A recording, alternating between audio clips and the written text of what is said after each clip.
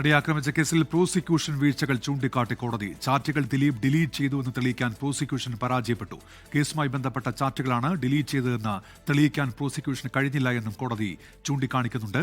Memory കാർഡിന്റെ hash value മാറിയ വിവരം കൃത്യമായി കോടതി അറിയിച്ചില്ല എന്ന് അന്വേഷണ ഉദ്യോഗസ്ഥന് കോടതിയുടെ വിമർശനം. വിഷ്ണു സുരേഷ് ഉണ്ട് കൊച്ചിയിൽ നിന്ന്. വിഷ്ണു, ഈ മെമ്മറി കാർഡിന്റെ ഹാഷ് വാല്യൂവുമായി ബന്ധപ്പെട്ട് എന്തായിരിക്കും ഈ ഉത്തരവിൽ ഉള്ളതെന്ന് ഏവരും ഉറ്റുനോക്കുന്നുണ്ടായിരുന്നു. എന്താണ് ഉത്തരവിൽ പറയുന്നത്? വിവരങ്ങൾ വിഷ്ണു. പ്രോസിക്യൂഷന്റെ വീഴ്ചകൾ ചൂണ്ടിക്കാണിക്കുകയാണ് നിലവിൽ ഉത്തരവിൽ ഉടനീളം ഈ കോടതി. അതിൽ ഏറ്റവും പ്രധാനപ്പെട്ടത് മെമ്മറി കാർഡ് ഹാഷ് വാല്യൂ മാറിയതാണ്. അത് വലിയ ചർച്ചകൾക്ക് വഴിമാറുകയും രാഷ്ട്രപതി ഓഫീസ് വരെ നടി പോകുകയൊക്കെ ചെയ്തത് നമ്മൾ കണ്ടതാണ്. അതിലാണ് ഇപ്പോൾ കോടതി അതിൽ പ്രധാനപ്പെട്ട നിരീക്ഷണം നടത്തിയിരിക്കുന്നത്. 2020 ജനുവരിയിൽ തന്നെ ഹാഷ് വാല്യൂ മാറിയ വിവരം ഫോറൻസിക് ലാബിൽ തിരിച്ചറിഞ്ഞിരുന്നു. അന്ന് തന്നെ ഹാഷ് വാല്യൂ മാറ്റത്തെക്കുറിച്ച് അന്വേഷണ ഉദ്യോഗസ്ഥന് അറിവുണ്ടായിരുന്നു.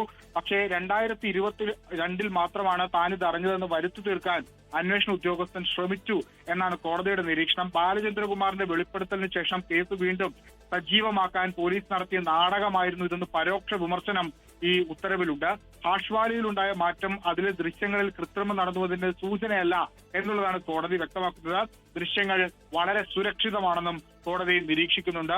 ഒപ്പം ഡിജിറ്റൽ തെളിവ് ഹാജരാക്കുന്നതിലും പ്രോസിക്യൂഷന് വീഴ്ച സംഭവിച്ചിട്ടുണ്ട്. പ്രോസിക്യൂഷൻ ആവർത്തിച്ച് പറഞ്ഞത് ദിലീപിന്റെ മൊബൈൽ ഫോണിൽ ഈ ഗൂഢാലോചനയുമായി ബന്ധപ്പെട്ടുള്ള നിർണായക ചാറ്റുകൾ ഡിലീറ്റ് ചെയ്യപ്പെട്ടു എന്നാണ്. 12ഓളം ചാറ്റുകൾ ഉണ്ട് എന്ന് ഒരു സാക്ഷി ആദ്യം പോലീസിന് മൊഴി നൽകി താൻ അത് ഡിലീറ്റ് ചെയ്യുന്ന കണ്ടു എന്ന്. പക്ഷേ പിന്നീട് അയാൾ തന്നെ അത്തരത്തിൽ ഡിലീറ്റ് ചെയ്യുന്നത് കണ്ടില്ല. പോലീസിനെ ഭയന്നാണ് അങ്ങനെ ഒരു മൊഴി നൽകിയതെന്ന് പറഞ്ഞത് കോടതിക്ക് മുമ്പാകെ എത്തിയിരുന്നു. ഒപ്പം ഈ 12 ചാറ്റുകളിൽ ചില ആളുകൾ ഈ കോൺസ്പിറസി നടത്തിയെന്ന് പോലീസ് സംശയിക്കുന്ന ആളുകൾ വിദേശത്താണുള്ളത്. അവരെ ചോദ്യം ചെയ്യാനോ അവരുടെ ഫോണുകൾ ഹാജരാക്കാനോ പ്രോസിക്യൂഷന് സാധിച്ചിട്ടില്ല. അങ്ങനെ ഡിജിറ്റൽ തെളിവുകൾ ഹാജരാക്കാനും പ്രോസിക്യൂഷൻ വീഴ്ച പറ്റിയെന്നാണ് ഉത്തരവിൽ വ്യക്തമാക്കുന്നത്. ഉന്മേഷം. ശരി, വിഷ്ണു സുരേഷാണ് വിവരങ്ങൾ നൽകിയത് കൊച്ചിയിൽ നിന്ന്.